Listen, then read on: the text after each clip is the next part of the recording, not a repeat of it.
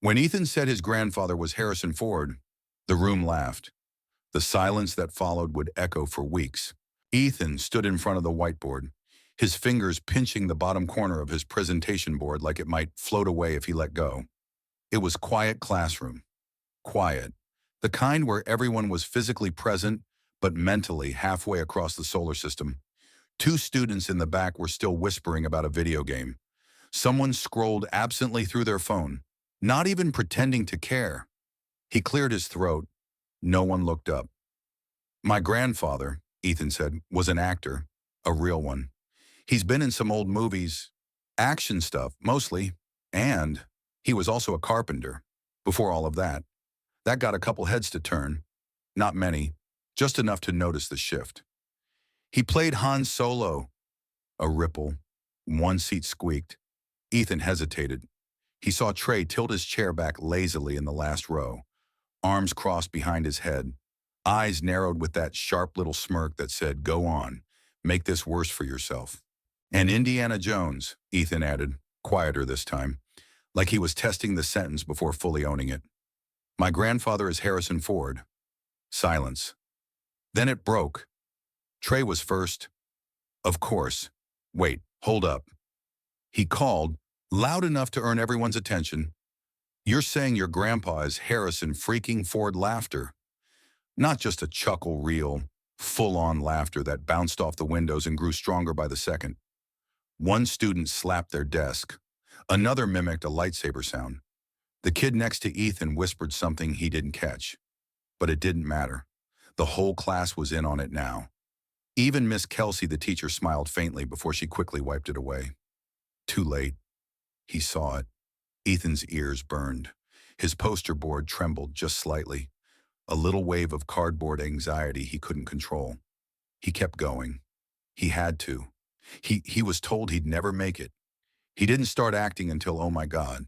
Dude, Trey cut in. So what next? You're going to tell us your grandma's the Millennium Falcon? More laughter. Someone recorded a short clip. Ethan saw the phone lens. He couldn't speak anymore. Not really. His mouth worked through the words, but he wasn't sure they were landing anywhere except the floor. He mumbled, "Thank you," and started walking back to his seat before Miss Kelsey even nodded. The screech of his chair as he pulled it out was too loud. It made him flinch. Trey snorted. A girl giggled. And that was it. 7 minutes. 7 awful, never-ending, crawling minutes. He hadn't told a story. He detonated one. The bell rang not long after. People gathered their things like nothing happened. Ethan didn't wait for the teacher's final note or the usual reminder about next week's homework. He walked straight past the rows of half-laughing, half-forgetting faces, didn't stop at his locker, didn't even pretend to check his phone. Outside, the air felt too big. Wind pushed at his jacket but didn't cool the heat still burning under his skin. He hated how quiet it was when he got home, like the silence was waiting for him, taunting him. His mom was in the kitchen, leftover spaghetti. She called, "Want some?" He didn't answer. Upstairs, he dropped his bag and sat on his bed without taking off his shoes. For a second, he just stared at the wall. A faded movie poster looked back weathered, barely holding on at the edges. Harrison Ford, fedora, whip. A quote at the bottom. He'd seen it 100 times, maybe more. But he noticed something today he hadn't before. Scrawled in ballpoint pen across the bottom corner of the glass. Tell them who you are. That night, he'd lie awake, wondering what that even meant, and whether saying it out loud had already broken something he couldn't take back. Before we dive in, let us know where you're watching from today, and if you like this story, don't forget to subscribe. He didn't stop at his locker. He knew what would be waiting comments sharp enough to be whispered, just loud enough to be heard. Maybe a sticky note stuck to his door with something clever like "Liar of the Millennium," or a paper Millennium Falcon someone had folded as a joke. Kids could be creative that way. So he didn't stop. He walked straight through the main hall, past the smell of overcooked cafeteria pizza and someone's forgotten gym socks. His footsteps were just loud enough to feel wrong, like the floor was tattling on him. Outside, the breeze hit him fast, cold, careless. He zipped up his jacket and kept his head down. The walk home wasn't far 12 minutes. Maybe 13 if he moved slow. Today, he didn't know what speed he was walking. It wasn't fast, but it wasn't lazy either. Just steady. Steady and small. Like maybe if he shrank just enough, the rest of the world would forget what they saw. The worst part wasn't even the laughter anymore. It was what came after the silence. That heavy, spreading quiet that crept in once everyone had gotten their laughs and moved on. Everyone except him. At one point, he passed a parked car with its window half down. A radio was playing something old. Really old. A jazz trumpet, slightly off pitch, warbled through static. It felt oddly comforting, like even the music was trying, but not quite making it. He got home earlier than usual. The front door creaked in the same spot it always did, a little hinge near the top that groaned like it had secrets to tell, but never did. The house smelled like garlic and reheated marinara. Ethan, his mom, called from the kitchen. "There's leftover spaghetti. Want me to warm it up?" "I'm good," he said. Too fast. Maybe. Didn't look at her. Didn't wait for a follow-up. He went upstairs, dropped his backpack by the door, flopped onto his bed, arms above his head, eyes on the ceiling. It had tiny cracks that formed a pattern he'd traced 100 times. Maybe more. The silence was different here. Not hostile. Just tired. He turned his head toward the wall, to the shelf above his desk. Movie posters, some rolled, some framed, most faded, one or two signed. The kind of memorabilia no one believed a kid like him could have for real. Especially not because they were real. Indiana Jones, The Fugitive, Air Force One, his grandfather. But not really. Not the version people knew. Anyway, these weren't the men who spoke in witty one-liners and held guns with impossible calm. These were ghosts on glossy paper, larger than life, untouchable, except they weren't, not entirely. He noticed something else, then an object he didn't remember seeing that morning, resting just inside his doorway, like it had been placed there with intention, but not drama. A small flash drive, nothing fancy, just a plain black USB. Attached to it was a single yellow post-it, slightly curled at the edge. 5 words, written in thick black ink. 1973. First line read, no instructions, no explanation. Just that. Ethan stared at it for a long time. Part of him wanted to ignore it, pretend it wasn't there. Another part, the quieter, more stubborn part, reached for it. He plugged it into his laptop. The screen blinked awake. A single file appeared, untitled. He opened it. The footage was grainy, black and white, no sound. Just movement.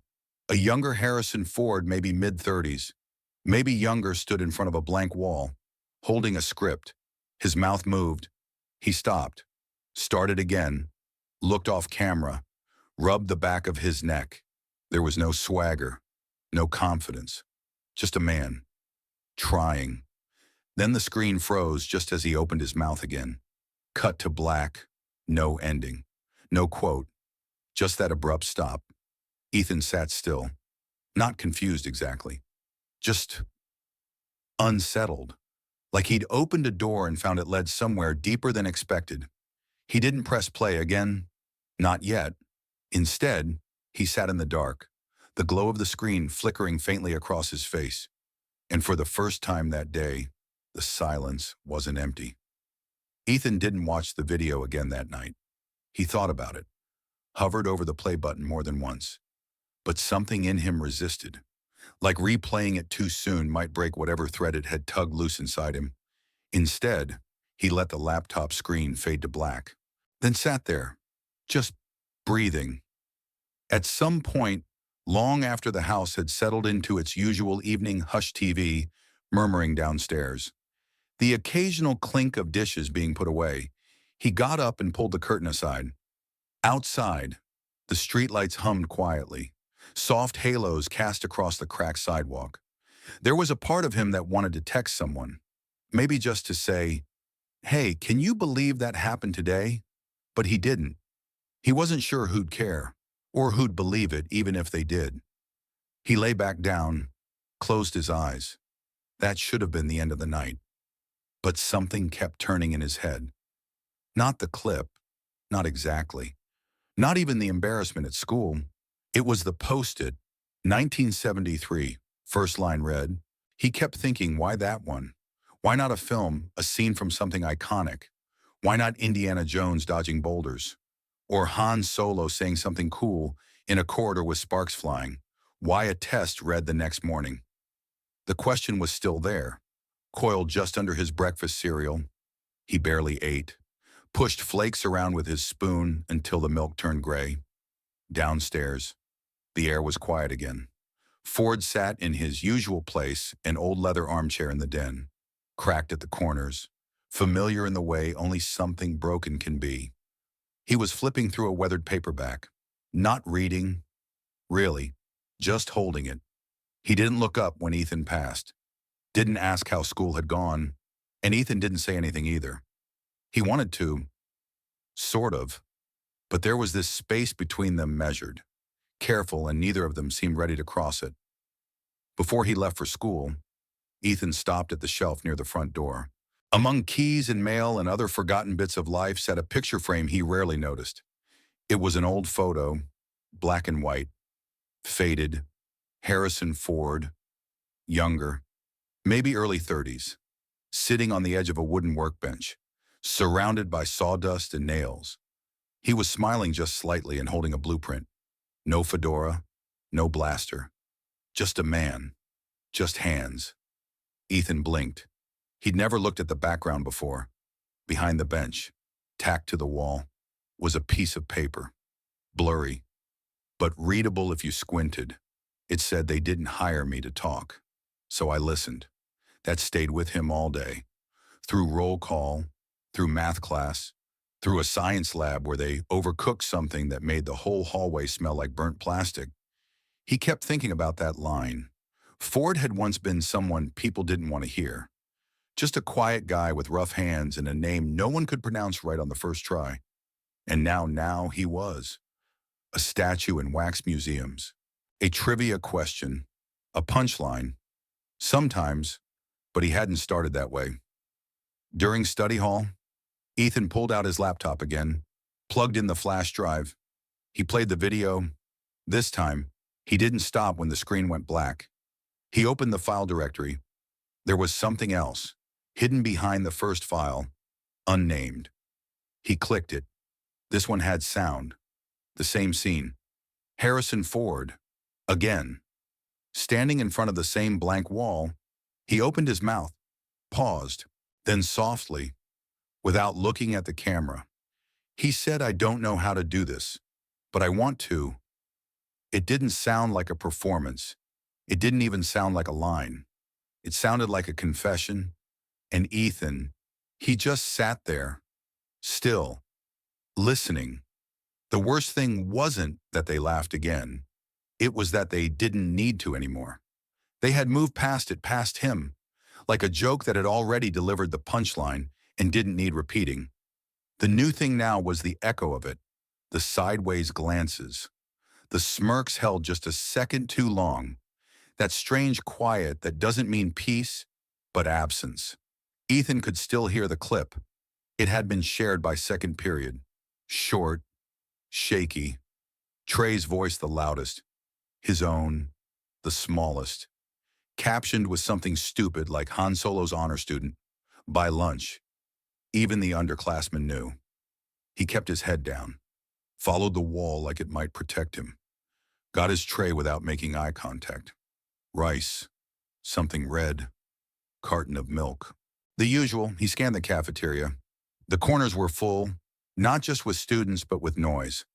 The noise of people pretending not to look at you while absolutely, definitely looking at you. He moved quick. Almost reached an empty spot near the far window.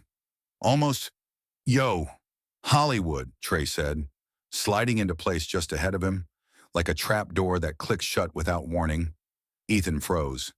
He didn't answer, just tried to step around. But Trey's elbow accidentally bumped his tray, and everything rice, milk, whatever the red stuff was, fell. Fast, loud. The crash echoed off tile. Milk splashed up the side of someone's sneaker. For half a second, the entire room went silent. And then it didn't. The laughter that followed wasn't like last time. This was sharper, meaner.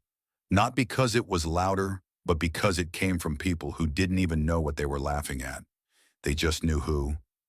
Ethan didn't speak, didn't look up. He bent down and started cleaning. Not quickly, not dramatically, just quietly. Miss Kelsey walked by. She saw. Her expression flickered concern, maybe, or discomfort, or something that didn't stay long enough to grow into action. She kept walking. Ethan finished wiping what he could with a napkin too thin to matter, threw the tray away. His hands smelled like vinegar. He didn't eat. He went to the library, sat in the far corner, back against a cold radiator, and opened a book he didn't read. The pages blurred. Mrs.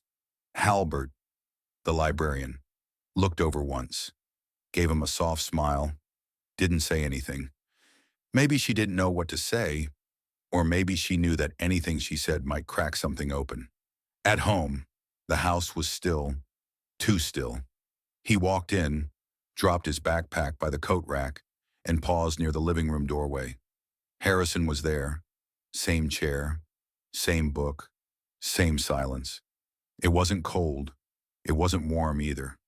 Just space, occupied by two people pretending not to notice each other, noticing everything. Later that night, Ethan found something else. Not on the desk this time. By the door, a cassette player. Old, heavy, one of those blocky black ones with big red buttons that always click too loudly. On top, a note no sticky, just paper folded in half. Handwritten. Different pen than before. The take no one heard. He clicked play. A younger Harrison Ford's voice filled the air, rough, unsure, slower than the man on magazine covers.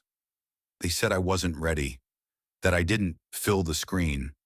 I remember thinking, maybe I didn't have to. Maybe I could just stand there and mean it. There was a pause, then laughter. Not from an audience, from Ford himself. Dry, quiet, a little sad. Still figuring that part out. Click. Tape ended. Ethan sat there, cassette still humming faintly as it cooled. He didn't rewind, didn't take notes, just sat, because something inside him hadn't broken. Not yet, but it had started to shift. That night, Ethan didn't eat again. He told his mom he had a headache. That wasn't really a lie, but not the truth either.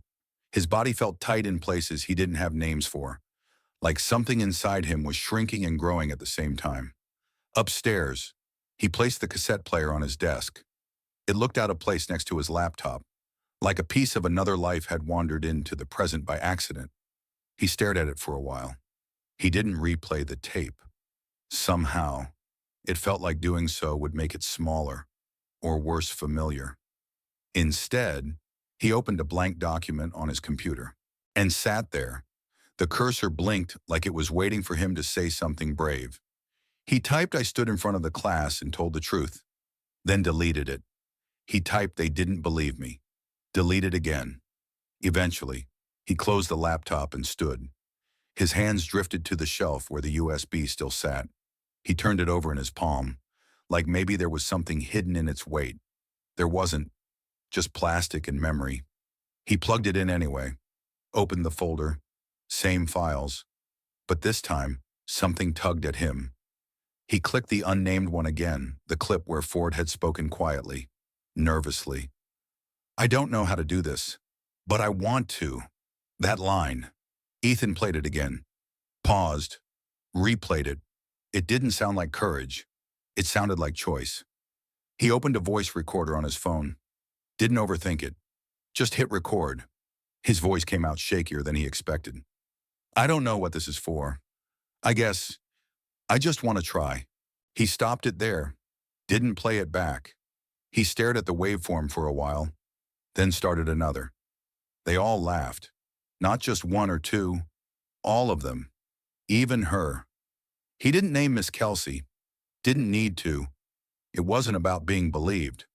That's the thing I think they don't get. I wasn't trying to convince anyone. I was just tired of not saying it. Pause, and I still am. He ended the recording. Didn't delete it. Didn't save it either. It just stayed there. Open. Unfinished. Somewhere past midnight. He pulled a hoodie over his head and stepped out to the hallway. The light was off in the den, but Ford was there. Still sitting. Still silent. He wasn't reading this time. Just holding the same paperback he hadn't turned a page in for 2 days. Ethan paused at the edge of the room. Neither of them spoke, but Ford looked up. Not all the way, just enough. The two of them sat like that for maybe 20 seconds. Or maybe it was longer. It was hard to tell with silence. It stretches and folds strangely, depending on how much it means. Then Ford did something unexpected. He leaned forward slightly, reached down to the side of the armchair, and placed something on the floor beside him. Not toward Ethan. Just down. It was a small, made of folded slip of paper. Ford didn't say a word, didn't gesture. He just looked at it once, then looked away. Ethan walked over, picked it up. Inside, in thin, almost hesitant penmanship, were 7 words you don't have to talk to be heard. That was all. No signature. No context. Just that. Ethan stood still for a few more seconds, then turned and went back to his room. He didn't cry. Didn't feel better, exactly. But something in him no longer felt like it was sinking. More like holding its breath. By Monday, the joke had settled into something colder, not louder, just deeper, quieter, even, but in a way that made it worse. People didn't laugh anymore when Ethan walked by. They didn't nudge each other or crack Star Wars jokes out loud. They just didn't look at him. Not really. He'd become background noise. Something to ignore. Like a poster taped to a locker that no one bothered tearing down because no one bothered seeing it anymore. The silence felt heavier than the laughter ever had. 5th period math dragged like wet paint. Miss Kelsey was scribbling something on the whiteboard, fractions or variables or some constellation of numbers Ethan wasn't following. He was half listening when the intercom crackled to life. "Ethan Taylor, please report to the main office." The room stirred. Barely. Miss Kelsey paused mid-sentence. Didn't turn around. "Go ahead." "Ethan." He hesitated for a second, just long enough to hear Trey mutter from the back. Maybe Lucasfilm finally called him back. A few quiet snickers, but not many. Not like before. Ethan said nothing, picked up his bag and walked to the door. His palms felt weird, like they were buzzing just beneath the skin. The walk to the office was short, but somehow took longer than it should have. He couldn't stop wondering, was he in trouble? Had someone complained? Was this some new version of the joke? Maybe they were going to ask him to apologize, or make a statement, or just explain himself. He didn't want to. The secretary greeted him with a smile too warm to feel normal. Her voice was light, like she was afraid of scaring him. "Here you go, sweetie." She handed him a white envelope. Thick, sealed. No name on the front. Just the school's letterhead stamped in blue at the top corner. No explanation. "You can open it," she said. "If you want." Ethan stepped aside, slid a finger under the flap. Inside was a single sheet of paper, typed, centered. "Dear Ethan Taylor, you are invited to a special event taking place today at 3:30 p.m. in the school auditorium. Please arrive 5 minutes early. Bring no materials. You are not being asked to perform. Simply attend. We hope you enjoy the surprise." That was it. No signature, no details. Just those words. He read it twice, then again. He walked back to class slowly, the envelope tucked into his sleeve like a secret. When he sat down again, Trey raised an eyebrow but said nothing. For once, Miss Kelsey didn't ask any questions either. She just nodded toward the board and resumed the lesson. The rest of the day passed like fog, thick, quiet, a little hard to breathe through. Every clock ticked louder than it should have. Ethan kept checking the time, even though he told himself not to. By 3:15, he was standing outside the auditorium doors. He almost didn't go in. Something about it felt too careful, like someone knew exactly how unsure he'd be. Like the words, "You are not being asked to perform," had been chosen with surgical precision. For a second, he imagined opening the door and finding Trey and his friends waiting with phones, or worse, finding nothing. Just an empty room and someone laughing behind a corner. But something else tugged at him. Not curiosity, not even hope. Just a need not to walk away this time. He pushed the door open. The room was dim, but not empty. Rows of students had gathered, their chatter low and uneven. Teachers sat near the back, some whispering, some watching. A large projector screen hung over the stage, blank for now. The curtains were still closed. One spotlight lit a small pool of brightness at center stage, just enough to feel deliberate. Ethan found a seat in the middle, not too close, not too far. Nobody looked at him. They were all staring forward. "Did you hear who's coming? Someone famous?" "No way. That's a rumor." He sat back. His hands gripped the edge of the seat. His heart thumped so hard it felt like it didn't belong to him. He didn't know what this was, but somehow, it already felt like the kind of thing you remember for the rest of your life. The lights dimmed all at once. The murmur in the auditorium evaporated, not from fear, more like reverence or confusion, the kind that makes people sit straighter without knowing why. The projector flickered to life. At first, just an image, an old movie poster. Harrison Ford, young, intense, grease-smudged in a mechanic's jumpsuit. Not a hero yet, just a man with oil on his sleeves and something simmering behind his eyes. Then another image. Then another. Clips began to play scenes from old interviews, behind-the-scenes shots, stills from films Ethan had memorized by now, but not the cool ones, not the iconic poses or catchphrases. These were quieter, candid. Ford at a table, rubbing his temples during a read-through, laughing at something off camera, missing his mark on a soundstage and muttering, "Damn it." And then the video stopped, black screen, silence again, until a voice spoke, low, measured, slightly graveled with time, familiar in the bones, even if you'd only ever heard it in movies. "If you're watching this, I want you to know something." The audience shifted. Someone gasped quietly. This wasn't a recording from the past. This was now. Ford's voice was live. "I was told I'd never make it, that I talked funny, that my face was too stiff, that I looked like a guy you'd hire to fix your sink, not to lead a movie." A pause. "They told me I didn't belong on camera." Then, slowly, the curtains parted, no music, no fanfare, just a figure stepping forward from the shadows. Black jacket, boots, hands by his sides, hair grayer than most remembered, eyes sharp and still. Harrison Ford, in the flesh. No one spoke. No one moved. You could hear the air hold its breath. Ethan sat frozen. Ford stopped at the edge of the spotlight, not smiling, not performing, just standing, present. "You've probably seen me in a few things," he said. "Planes, whips, laser guns, that kind of stuff." A couple students laughed, nervous and unsure. Ford let them, then continued. "But I didn't start there. I started where a lot of people do. Unwanted, uncertain."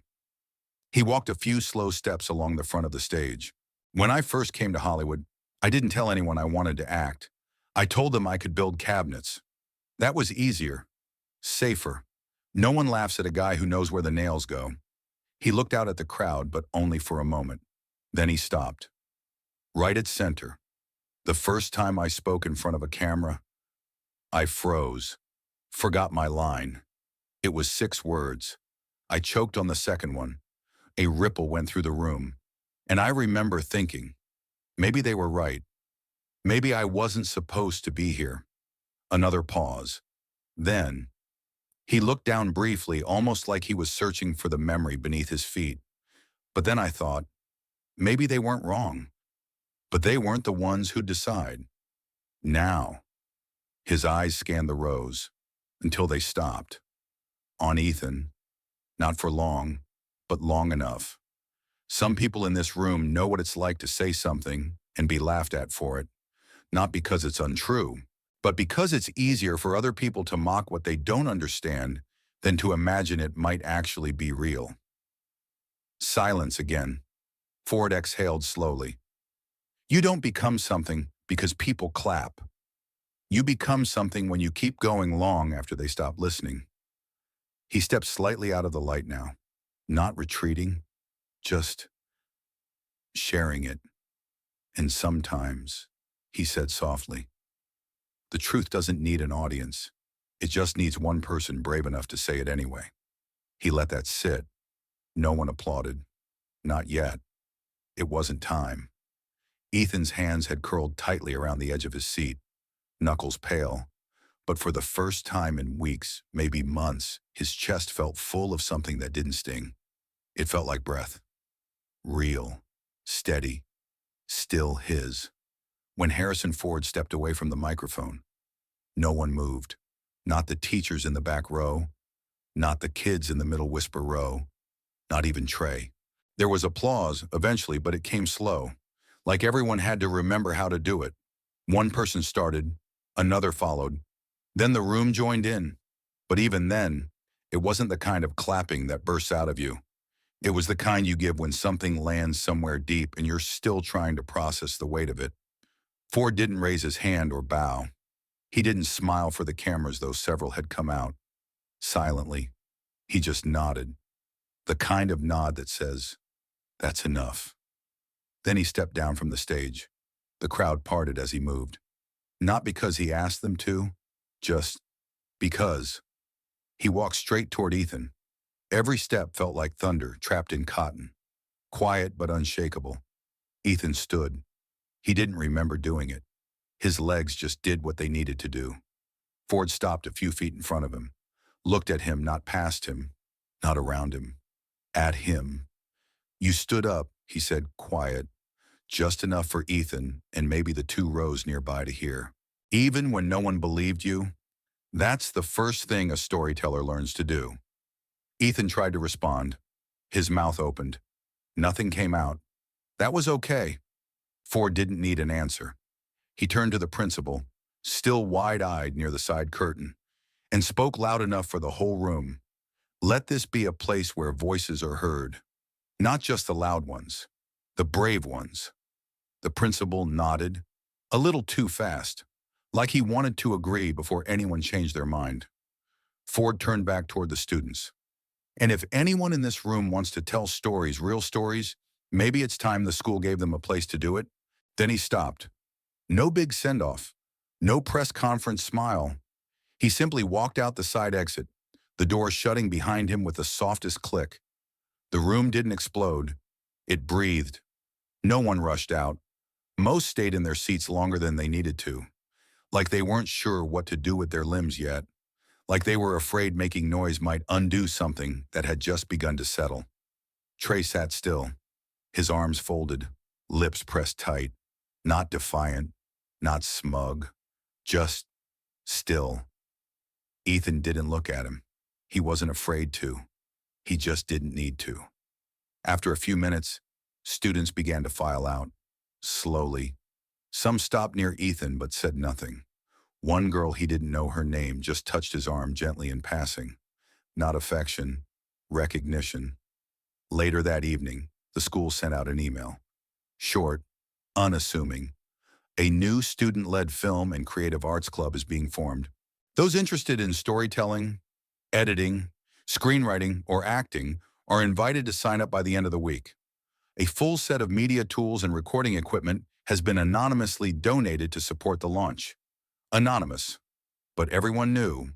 The next morning, the bulletin board outside the library had a fresh sign-up sheet posted in clean black marker. At the top, bold and centered visionary initiative. Ethan's name wasn't printed, but someone had written it in by hand, right next to the title founder and film director.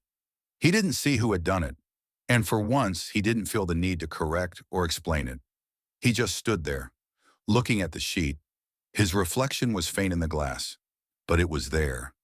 And for the first time in a long while, he looked like someone worth believing, even if no one else had. They called it Legacy Studio. The name came up during the second club meeting, scribbled onto a whiteboard by a girl named Ava. No one argued with it. It just felt right, like it had already been true before anyone said it out loud. The auditorium didn't look different, but it felt like a new place now. There were no fancy lights, no film equipment humming in the background, at least not yet. Just folding chairs, a few borrowed laptops, a box of tangled extension cords, and the start of something no one wanted to jinx by naming too soon. Ethan didn't sit at the front. He wasn't on stage. He stood off to the side near the curtain, holding a clipboard with nothing written on it. People kept asking him what they were supposed to do. He kept saying the same thing. Tell something true. Doesn't have to be perfect. Just make it yours. At first, no one knew what that meant. But they showed up anyway. Some brought notebooks. Some brought camera gear their older siblings let them borrow. A few brought nothing but sat quietly near the back, watching like they weren't ready to speak yet. But maybe one day. Ethan recognized that feeling. One of the club's rules was simple: no fiction. This wasn't the place for wizards or dragons. Not yet. First, they had to tell the stories they lived. Ava told one about the first time she stood in a courtroom, watching her parents argue over who would keep the couch and realizing no one was fighting for her. Kyle shared a voice memo from his phone. It was just the sound of his mom breathing on the other end of a hospital call. You could hear him whisper, "Don't go," near the end. That was it. That was enough. Even that quiet girl, Sam, who hadn't spoken during the first two meetings, she submitted a 30-second clip. No music, no title. Just her staring into the camera until her eyes welled up, and she whispered. I stayed. They edited the clips together. Rough, raw, unpolished. And it worked. They called it Unseen. It wasn't just a film. It was a confession stitched from pieces. Ethan didn't include himself in it, at least not directly. But when the credits rolled at their first school assembly screening, his name was listed at the end under creative director Ethan Taylor. No one laughed this time. The principal stood and clapped first, then the teachers, then the students. It wasn't thunderous. It didn't need to be. Afterward, Trey lingered near the doorway of the media lab. He didn't speak, just watched Ethan winding cables into a box. Eventually, he said, that timing on the montage, that was clean. Ethan nodded. You've got an eye for rhythm. Trey shrugged. Maybe. The next morning, Trey's name appeared on the sign-up sheet. Small handwriting. No fuss. Ethan didn't say anything. He just left a chair open near the back. The third meeting, Trey sat down and helped to label audio files.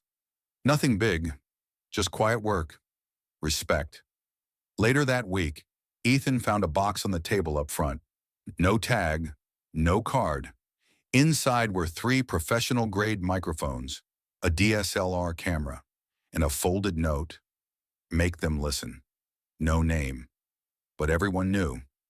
That Friday, the club voted to make Legacy Studio their official name. No one suggested anything else. Because the truth was, they already were one. The auditorium wasn't new. The walls were still faded blue. The stage lights still buzzed faintly when they warmed up. The seats still creaked if you leaned too far back. But it felt like a different place now. That night, on the school's first ever student film festival, the room was full, more than full. Parents, teachers, A few strangers from the community who'd heard something was happening at the school. Someone even brought popcorn in large paper bags that crinkled softly during the opening announcements. No one dressed up, except the librarian, who wore a sparkly scarf and said she'd never miss a premiere. Darling. That made everyone laugh. The lights dimmed, the projector clicked on, and then silence. The screen lit up. No title cards. No intro music. Just a voice. This isn't about acting, or pretending, or being loud. It was Ethan's voice. Quiet, steady. This is about what we carry. The parts we hide. The things we almost said. The first clip was Sam's. A still shot. Her eyes. The crack in her voice. I stayed. Then Kyle's audio. Then Ava's courtroom sketch. Then stories from others, some just 10 seconds long. A glance. A held breath. A scribbled note held to camera I thought I'd never be enough. The room didn't move. Not a whisper. It wasn't a film, exactly. It was a mosaic of memory, a collage of all the things that never fit into yearbook quotes or hallway banter. It was grief and grace, and the kind of strength that never gets trophies. And when it ended, the final frame held a photo, Ethan and Harrison Ford, standing on the school steps, both holding an old clapperboard. The caption, "Truth doesn't need applause, just a place to be heard." The screen went black, and then, finally, the applause came. Not the hesitant kind, not polite. This was different. A standing ovation that wasn't about sound, but about stillness breaking open, about recognition. In the crowd, Ethan stood near the side curtain. He wasn't on stage, didn't want to be. He watched. Let the moment happen without stepping into it. Somewhere near the back, Ford stood too. He hadn't announced he was coming. He didn't wear a suit, just a dark jacket and jeans and that same expression he always carried, like he saw everything and didn't need to say much about it. He didn't wave, didn't approach Ethan, just nodded. Once, and Ethan, without needing to look, nodded back. After the lights came on and the chairs scraped back and the room began to hum with energy, Trey found Ethan near the media table. He picked up a pair of headphones, checked the cables, said almost too casually, "That part was Sam's clip first, smart." Set the tone. Ethan nodded. "She didn't want to go first. Said she didn't have anything to say." Trey smirked. "Yeah, funny how. Those are always the ones that land the hardest." They worked quietly for a while, packing up cables, collecting feedback sheets, resetting mics. No one told them to. They just did. Outside, the parking lot was half empty. The last wave of parents and teachers waved goodbyes into headlights. Ford had already gone, left behind nothing but the silence he always traveled with. Ethan zipped up his jacket and walked home alone. But something felt different now. Not louder, just still, like he no longer needed to speak to be understood. Like maybe the truth he thought had cost him everything had quietly built something better in return. If you enjoyed this story, let us know in the comments, and don't forget to like, share, and subscribe for more inspiring stories.